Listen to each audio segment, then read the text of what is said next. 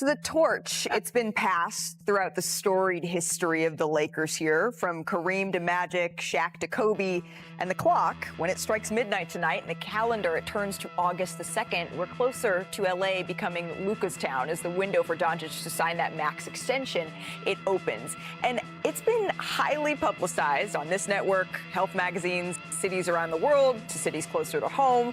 We're looking at you here, Dallas. Luka's rededicated himself. You can see it here, shedding some weight, looking to be in the best shape of his NBA career, which is a scary thought when you consider that Luka is the only player in NBA history to average 28, 8, and 8, and the only other players to even average 25 and 5 in each of their first 7 seasons, Oscar Robertson and LeBron James. So we now welcome in our NBA reporter, Dave McMenamin, who's covering the Lakers, as well as our front office insider, Bobby Marks here. Dave, I'm going to start with you. As the window to sign this max deal inches closer, where is Luka Doncic right now? Well, literally, Malika, Luka Doncic is in Chicago right now. Okay. He is in the middle of a promotional tour for Jordan Brand. He, for the first time in his NBA career, came back to the States in the summertime to break up his vacation in Europe. And it started in New York, and now he's in Chicago. He did a boat tour yesterday. And then he's going to make his way to Los Angeles. And obviously, figuratively, where he's at is going to be contemplating a fat contract offer on his plate, as you mentioned, come August 2nd. And hey, it's a kind of a big moment right now. 6 months ago to the day was when he was traded from the Mavericks to the Lakers. And a half year later, he's going to get to decide whether his life for years to come will remain in Los Angeles. 6 months to the day. I didn't realize it. It's funny how life works like that sometimes. And you frame this as a decision here, Dave. Bobby, is it cut and dry? This is a contract that Luka's going to sign? Or does he have some more decisions that he was going to make on how this deal could actually look? Malik, I think the decisions that he's going to have is going to be the length in the contract here. He's eligible for 4 years up to $229 million. That's starting on Saturday. The one option certainly we can focus on is taking a shorter contract, which would be 3 years, $165 million with a player option in that third year. And why the short-term option is because that third year, that player option year, would have him with 10 years of service in the summer of 2028. And get ready for this number. He would now be eligible for 5 years, potentially $417 million that summer. So all that money he lost in the Supermax from Dallas, he could definitely recoup that and then some 3 years from now. Wow. 5 years, potentially $417 million. Bobby, Dave, thank you so much for your insight. We will be monitoring this closely here over the next 24 hours. Ramona, I'm curious, as Bobby lays out these numbers, it seems like it makes the most sense for Luka to sign the 3-year 165 because 5 years, I'm going to say it one more time to Amon, who played in the league. It's some different. 5 years, $417 million, recouping some of that loss here from Dallas. What will this signify for Los Angeles, whether he signs 3 years or he signs 4? I think if he signs any years, that signifies a lot. That means, because he didn't ask to be traded here, as we know, right? I mean, you have the video of him throwing the phone to prove it, right? When he got the trade. But he has embraced Los Angeles. He's done everything to signal that he's happy here. I know that he's had good meetings and conversations with everybody in the front office. They've been in touch with the new owners who are going to come in here. And let's talk about that number you said again. 5 years, $417 million. Yeah. Mark Walter, who owns the Los Angeles Dodgers, didn't bat an eyelash giving Shohei Ohtani $700 million. Okay? Baseball doesn't have salary guys. It's a different thing. 700. That's just. I mean, it's just a lot of money for all of us, right? But they got it. Right. They got it. And if he signs here and commits to the Lakers, that is, they win the summer. Right. That's it. There's teams out there right now waiting to see if Luka extends with the Lakers. Because if he doesn't, he's the biggest free agent to hit the market in years. You know what I like about him? When he walked into L.A., he embraced it. Yeah. Gave money for the fires, gave money to, fix a Kobe mural. And then one thing about the Lakers, which is pimped by them, can I say that? Yeah. Okay. God, that's Shump. Is they always have a star. Yes. I've never seen any team do this other than Real Madrid. Like, you got Jerry West and Elgin, Magic Kareem, Showtime Lakers, and Shaq and Kobe, and then LeBron comes, and then you got the guy after LeBron. Right. That's incredible. I mean, it's a nice city to sell at the same time. You know? It's a franchise too, though. But what do all of those players have in Clippers here, common? too. All of them. That's thoughts.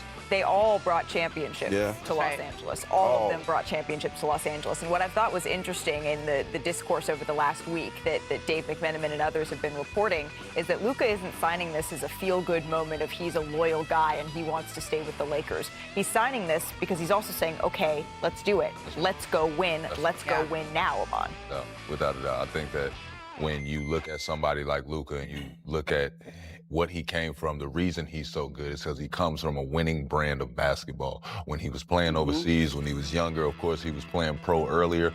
But when you look at his collection of work, all you see is winning qualities. And now we want to see him win on the big stage. And so, again, tomorrow is the day that he could agree to this contract. Now, despite the Lakers trending towards putting the cherry on top of a very productive summer here, LeBron James, let's read the tea leaves. We're just all right? I'm not going to pretend to know what this means because the NBA's all-time leading scorer, he posted this image of himself working out in front of, as the internet was quick to point out, some Clippers signage. The caption, quote, say whatever you want, but you damn sure won't be able to say I didn't put in the work. We'll see what happens when I no longer exist. And then some expletives as the little cherry on top here. Now, What happened?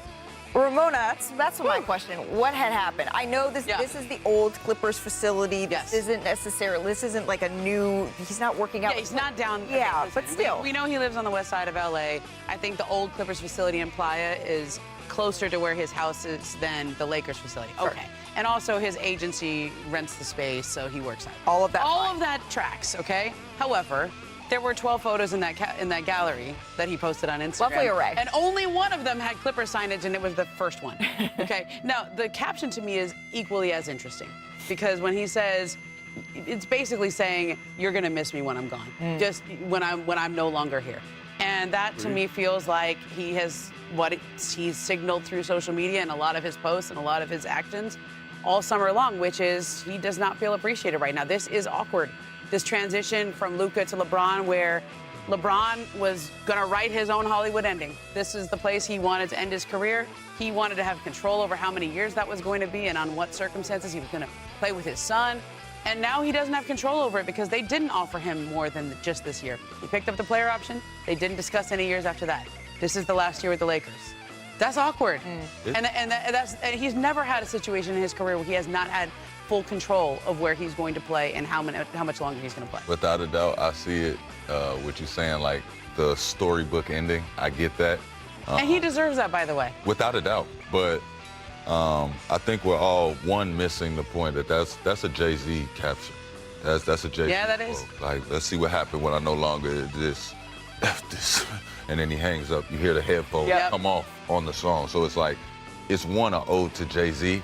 Right? But he's also telling you guys, like, hey, what else can I do out here? You know what I mean? Y'all got a new face coming in. Soon I won't be here. But I just want y'all to know it's going to go my way the way I said it's going to go as far as going out on my own terms, going out playing healthy. And this is like the healthiest career we've seen, is it not? I'm giving you Amon's Pulitzer is on the way here for dissecting. That was great reporting. For dissecting this. That was excellent reporting. How can we go from Appreciate Toy it. Story to Jay-Z in one show? I just, I can't go played with away the from it. I just can't go.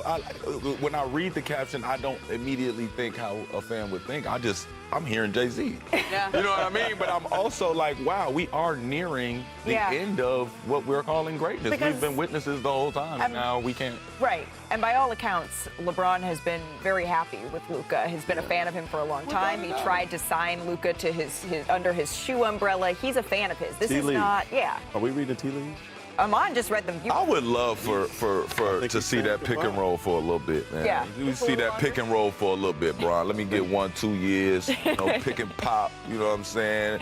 Long enough for Bronny to get out there and do his thing, and then Bryce. He was also wearing a Bryce. Go ahead, Mark. teams start figuring out how you're going to say goodbye to this man. He's giving you a warning. I remember going to see Kareem's last game in Golden State, and they gave him a boat.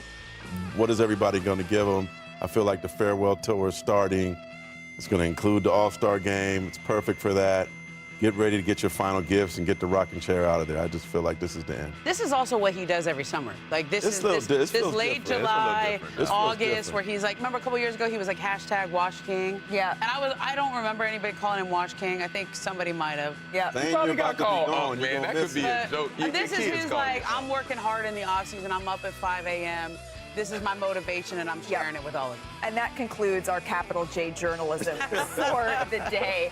Hey, coming up here on NBA Today, we still got a lot to get to, even as the calendar turns to August. Steph, Kyrie, Shea, who gets crowned as the best handles of the year? What player's dribble game does Iman think can unlock one of the greatest scoring seasons we've ever seen? You won't want to miss this breakdown.